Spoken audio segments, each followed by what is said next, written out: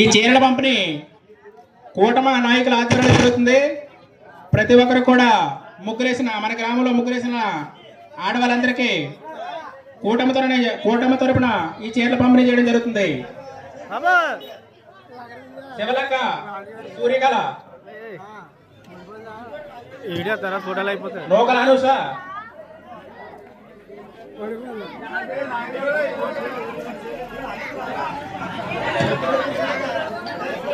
Nokala Anusha, Nokala Soujanya, B అప్పలస,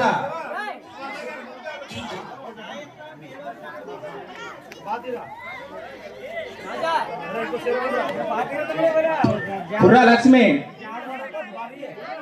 B అప్పలస, Palla Satyaveni,